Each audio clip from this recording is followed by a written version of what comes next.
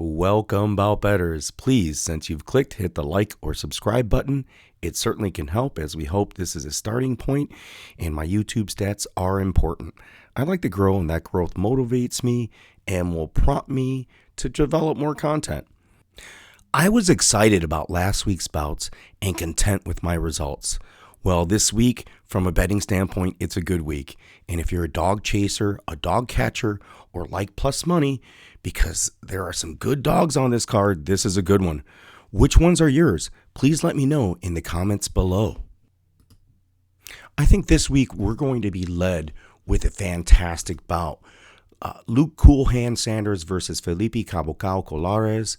I know what a cabecazo is in Spanish, so I'm thinking cabocao is head crusher. Sanders is going to lead the striking here with 6.21 strikes per minute. But I still like Caceres despite the striking disparity. 3 of Cool Hand Luke's last 3 fights were submission losses. And his, as you see, his takedown defense is horrible. Vinny Magalhaes once said that the Nogueira brothers' jiu-jitsu was basic. But how much basic do you need to beat someone like Sanders? It's obvious the fault is there. I think if Caceres can wrap him up, take him down, the submission is there no matter how basic your jiu-jitsu is. So if Caceres can survive Cool Luke's hands because they're coming fast and strong and take advantage of his grappling because Cool Luke's Sanders' takedown defense is, in fact, just so bad, we're going to look for Caceres to win this. On the Monkey Night fights, I'm capping Luke Sanders around at 1.5 rounds with Felipe Caceres at the same way. I think it's submission or nothing for Felipe, so we're at 1.5. So I'm going less for Sanders and less for Caceres. The second bout of the night is Andreas Mikulas versus KB Buller. We saw KB Buller his last time out get starched by, I believe it was Breeze, by a jab. It was nasty. Horrible defeat. Mikulas faced Modestas Bukauskas. It was a decent bout for the first round. Give me nothing here. Maybe not to go the distance prop with these guys. While I'm not impressed with Buller, the chalk is just too thick with Mikulas. I think I'm priced out here, and there are many other investments to make. Mikulas' his striking is better, and his accuracy seems to be better, but what are we really talking about? We don't know very much about these guys. All we do know is Buller does get hit quite a bit. 10 strikes absorbed per round per minute is not very good. Of course, we only have one fight to sample from, so to his favor. In terms of the Monkey Night fights, I've capped it at 1.5 rounds. I'm leading with the less with Andreas Mikulas because I think this is going to end very quickly. Oh, man, KB, X Factor, I think he's going to go down. I'm not going to bet it. I might put Mikulas by finish. I doubt it. Again, there's other better fights on this card, like this one, which I think I haven't found a betting spot yet for this card yet because the lines have not populated yet, but I'm hoping and I'm certain that by fight time, I'd be able to profit from Loma Loco Bonin because I think her by finish might be on the table. I really hope so. Everyone mentions size, and I hate to do MMA math here, but when a duck is a duck, I mean, Hughes has faced no competition. Loma is a 3-time IFMA World Muay Thai champion. In her wins, she brings tons of volume, 80, 99, 100 or more strikes. Even in her loss to Angela Hill, which wasn't quite a fluke, she outstruck Hill in a unanimous decision loss. This is easy for me. Loma has 72% takedown defense to boot. She is one of my solid parlay legs, and I'm really hoping to capitalize on her possibly with my second tier parlay players. I like to mix up, again, favorites with underdogs, so I will scale or tier certain underdogs with favorites, and Loco Bonin will be with, because she's such a favorite. She's such a strong striker. Obviously, 58.5 strikes is going to be more. She's going to need more to take Hughes out, even if Hughes is an amateur. And I'm thinking Hughes gets less because she's not going to know what she's doing and what is happening to her. Loco Bonin isn't, I don't think, live as a submission threat. Neither is Hughes. So look for that fight to go to Loco and look for Loco and the finish. Well, here we go. For me, this evening begins Kai the Fighting Hawaiian Kamaka versus TJ Downtown Brown. I don't know how large I'm going to go here. I don't know where the odds had Kamaka at one point in the minus 200 range. I think this should be a pick'em fight. Kamaka's a decision machine, was on a 4-fight winning streak prior to losing to Pierce, who's on this card. Took him out in round 2. Pierce had him dominated on the feet at that point. I think that was to his advantage. TJ just lost a close one to Danny Chavez due to allowing a lot of takedowns. In his loss to Griffin, I think he was leading in. He went for a takedown at a bad point where Griffin was able to grab that neck, get a quick submission. A lot of people give him a pass. I don't necessarily give him a pass. I think that Kamaka has enough jiu-jitsu and wrestling to do the same thing to Brown. So this puts me in a very uncomfortable spot because I'm really leaning and thinking this is a 50-50 fight, and I'm looking at the takedown defense and where top position and control will determine the outcome of this fight. And Kai Kamaka has the ability to capitalize on TJ's willingness to go to the ground. A lot of these guys love falling into the guard position or some other way where they could scramble for a submission. But I think the key factor here is that Brown switched over or has been training with Krause and Glory MMA. We saw last week with Benitez how well Krause did in the coaching corner. I think he's one of the best corner people in the business at this point, if not the best. So I hold that as a key and as an asset. I'm capping the Monkey Knife fights at 2 rounds. I'm taking Kamaka to get more as well as TJ Brown to get more, because even though TJ is going to really try to control him, these guys are going to come out firing. This can end very, very quickly. I think taking the under or either of these guys by finish isn't a bad prop, even though Kai is a decision machine. Let's see what happens. This is going to be a lot of fun this weekend. Gabriel, Mowgli Benitez, and Jonathan JSP Pierce are going to be bringing it. On Tapology, Benitez is KO or decision. He's the favorite by far. I just recalled that he beat Jason Knight. I think that's a big deal. Jonathan Pierce handed Kai Kamaka his first loss. He's on this card as well. Benitez will have good takedown defense training out of AKA. He will be prepared for continuous ground attacks from JSP. Another spot, this should be a pick'em, but I'm leaning towards Pierce as he's just as busy as a striker and is simply landing way too many takedowns for Benitez to handle. I think that Pierce can just use his takedowns to control, but what am I missing here? Why is Benitez has a better submission average? I think that a lot of these Tijuana fighters have great takedown defense as well as a lot better jiu-jitsu than people think. Tijuana, Mexico has some players in their pen there. They got some strong guys that know what they're doing. Good, great fighters. But Pierce, his key here, I believe, is his grappling. I think Benitez's kryptonite might be that. Hopefully, we get a good bout out of both of them. I'm going to look for Pierce possibly finishing him, Martinez, as well as Luana Panero finishing Ronda Marcos. And this is very briefly here. I think Ronda Marcos' time as a gatekeeper is done. I would hate to pick Panero as another loser from Dana White Contender Series. But Ronda Marcos was on the Ultimate Fighter. She didn't even do very well on the Ultimate Fighter. She did a lot better in the UFC in her start of her career, but that faltered off. So picking Panero is a little bit of a risk. I have her in a different parlay. I don't want to put any further investment in her, but give me Panero by finishing round 1. We will see what happens on Saturday, what transpires, but I'm really leaning on the Panero side. I think that she will get less strikes because I think this is going to be more of a grind affair and more for Ronda Marcos. But Panero is still going to be the busier fighter in some way.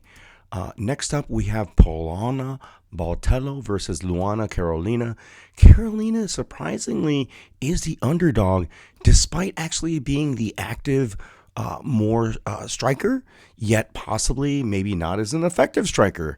This is very interesting here. So one thing I found of significance was her submission average for Luana Carolina. Botello is extremely inconsistent. Minus 265 to go the distance, meaning that people expect this to go the distance. Either women by finish is extremely meaty. I don't expect this to be an exciting affair, but Carolina, I think, has enough to win this.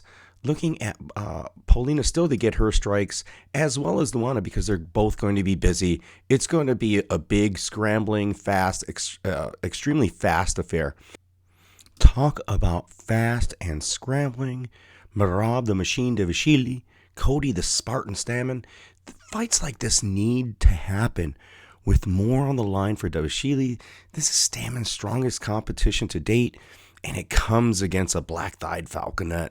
90% of Tapology is Davashili because his rinse and repeat wrestling is just a good method to win MMA bouts.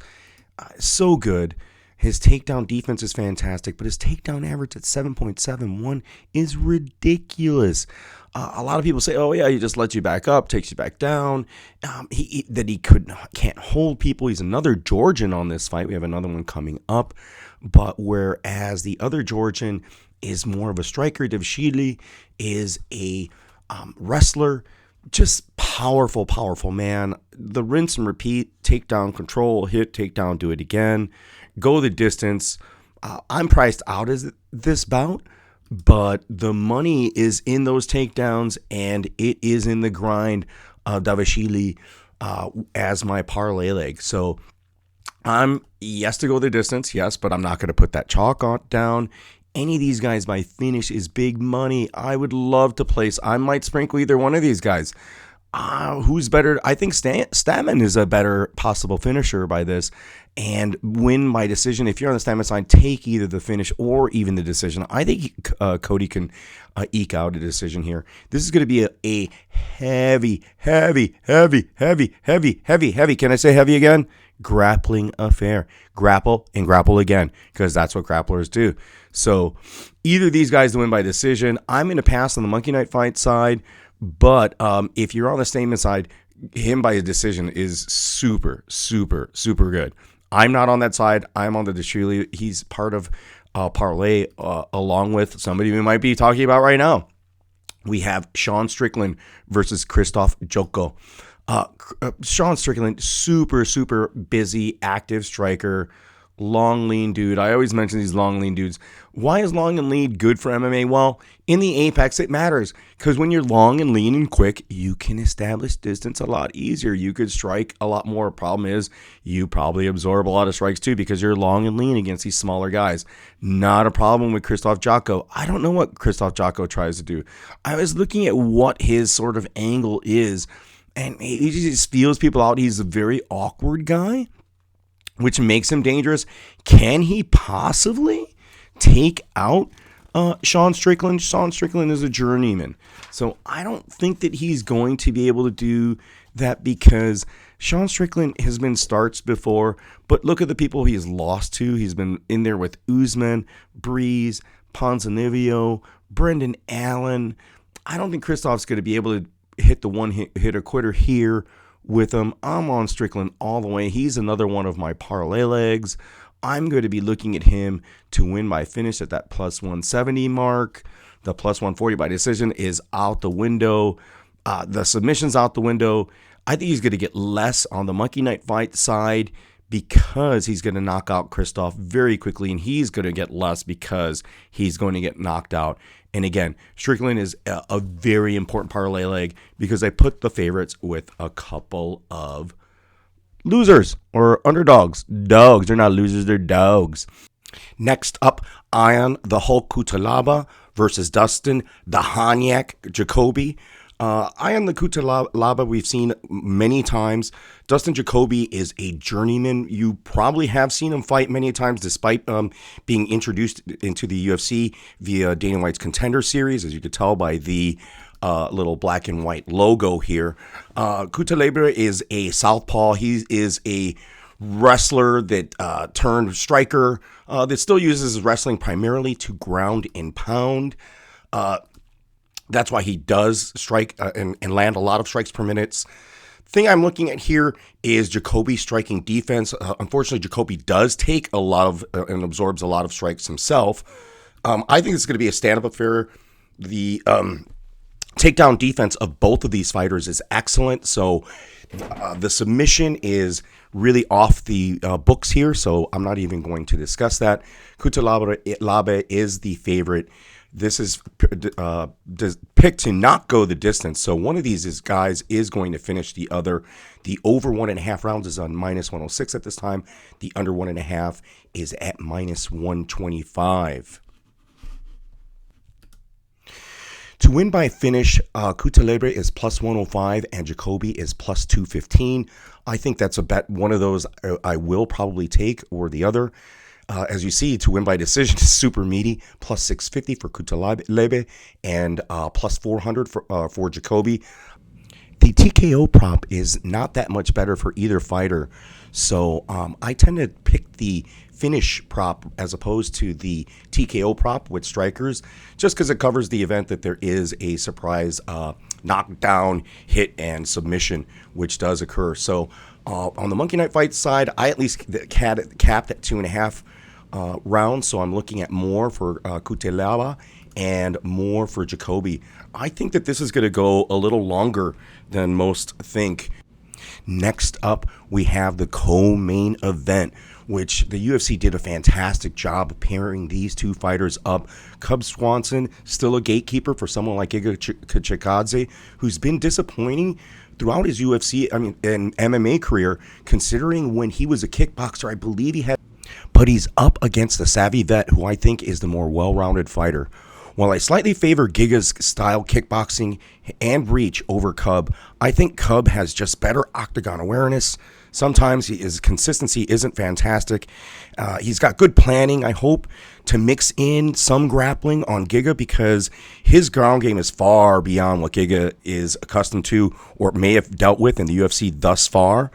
In two of Giga's decision wins, Elmers and Davis, he was taken down. And in his Dana White Contender Series, he was taken down 4 times by Austin Springer and subbed. So Austin Springer, this is Cub Swanson that this guy's getting in the octagon with. So I think it should be very interesting, because if Cub can mix it up a little bit, or at least even still use some of the threats of takedowns to keep Giga slightly at bay, or force him to change his style, which is extremely aggressive, long legs, good knees, a great striker, who can do something on the ground. I doubt he wants to go there with Cub. Since of Cub's losses, 10 losses are by submission. So if Giga tried to reverse the role and try to take Cub down and submit him, that's a good way to defeat Cub, because Cub can take it. Let's have a little list of the people that Cub has faced. Jens Pulver, a loss. Ross Pearson, a win. Charles Oliveira, a win. Dustin Poirier, a win. Jeremy Stevens, a win. Dennis Seaver, a win. Frankie Edgar, I believe that was a decision loss. Artem Lobov, Shane Burgos, and Jose Aldo. Jose Aldo. I mean, the list is just fantastic in terms of his competition that he's faced. I really just said, get the fuck out of here, Giga. I'll take plus money with Swanson all day with the vet. Throw him in the parlay with DeShelby and Strickland too, maybe even Loma. Taking Swanson on the money line, of course, is fine at plus 135. Swanson to win by finish is plus 375. Chikadze to win by finish is plus 250. If you're on the Chikadze side, I would actually probably look more for him to win by decision. Lately, he has been more of a decision machine. Hopefully, he will test Swanson's chin. We'll see if that does happen. I doubt that it's going to do anything. It's Chikadze, I think, is going to be on the strong losing side. Again, if Swanson changes his game plan. And Swanson by submission is plus 700. There will definitely be a sprinkle on that prop because I love winning those big plus money props. It's whether it's $10 or $20 or $30 I sprinkle on it. It's fun to win it. A lot of those I lose. Some folks in other sports love to do it. The first to score, for example, in basketball, first tackle or the first completed receiver to get a pass, first person to get a hit, et cetera, et cetera. Some of those prop bets are really, really big, fun, but difficult to land. So give me Swanson again. Lots of fun in this fight. The UFC did a fantastic job pairing these two. I'm saying less and less on the monkey knife fight side because this might go to the 3, but I think Cub's going to want to be out of there a lot sooner. And now for our main event, Dominic the Devastator Reyes versus Jiri Deniza Prochazka. Prochazka looked very impressive on the scales today, and Dominic didn't look horrible either, but size-wise, they seem to match up pretty well. Jiri's a little thicker. Let's see if that comes into play. Jiri seems to be more of a flat-footed, devastating power bomber. He does have a flying knee that is deadly. Really strong strikes, but Dominic Reyes, the Devastator, has great strikes himself. He has a lot better movement than Prochazka, but this is in the apex, so it's really different how you move in the apex. I think that serves to Reyes's demise possibly in this, because if Jiri really comes and it really changes his striking attack as opposed to just attacking the legs and the body, he can actually really possibly put Dominic out very quickly. Volkan Ozdemir was their common opponent, and he was leading Prochazka in round 1 until he got defeated quickly. He went to a decision with Dominic, but Ozdemir is a different type of fighter. He doesn't have the movement that Jiri does or that Dominic has, so I don't really think that's a fair MMA math analysis. Prochazka's been journeying the past 7 years and rising. His competition hasn't been so strong. In MMA, Prochazka has not been taken down or knocked down. So the question is Reyes done yet? Has he made corrections to his game? I think he has. Dominic has defeated other devastating KO artists, such as OSP, Cannonier, and Ozdemir. Reyes has got is someone that should go and train like at Gloria MMA with James Krause or at AKA. He's walked his path, I believe, with Joe Daddy Stevenson. Prochazka is going to be a test for him, and Reyes should be able to take advantage of Prochazka's willingness to trade, and what we don't know about his grappling. We assume that he does have a decent grappling game, or at least good takedown defense, but let's see if he would actually be able to stuff a takedown from Reyes. So it's going to be a very interesting fight, a great main event. I'm looking forward to it. Again, Reyes is another dog that I probably might back because we're going to see which guy is going to be exposed if Reyes is not a true striker that he believes to be and not a true rounded MMA artist without any grappling skills. And that's the same to be said of Prochazka. He's just a very outstanding kickboxer with no ground game. I might pass this fight on the Monkey Knight fight side. We'll see what happens throughout the evening. Not to go the distance is a minus 360, which tells us they believe there's going to be a finish under 1.5 rounds, as well as when it's capped at under 1.5 at plus 115. Over 1.5 is a minus 152. I think it's going to hit that over 1.5. To win by finish for Prochazka is only plus 105. That's the route to take if you're on the Prochazka side. In fact, even on the Reyes side at plus 180, look at the decision tag for these guys. Plus 500, plus 600.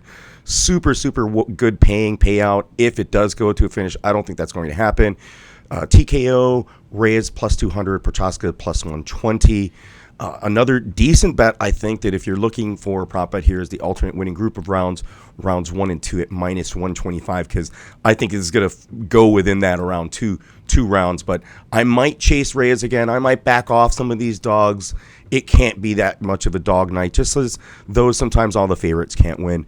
But it is going to be interesting to pair a lot of these dogs and put them, in fact, in parlays with themselves and see what happens that evening. So I'm going on the Monkey Night Fights again, less for Dominic Reyes and less for Prochaska, because they have it capped around at 1.5 rounds. And I think this is going to be right around there. So I might pass again on the Monkey Night Fights. Here's just a sample of if anyone's interested in possibly taking like a round robin bet.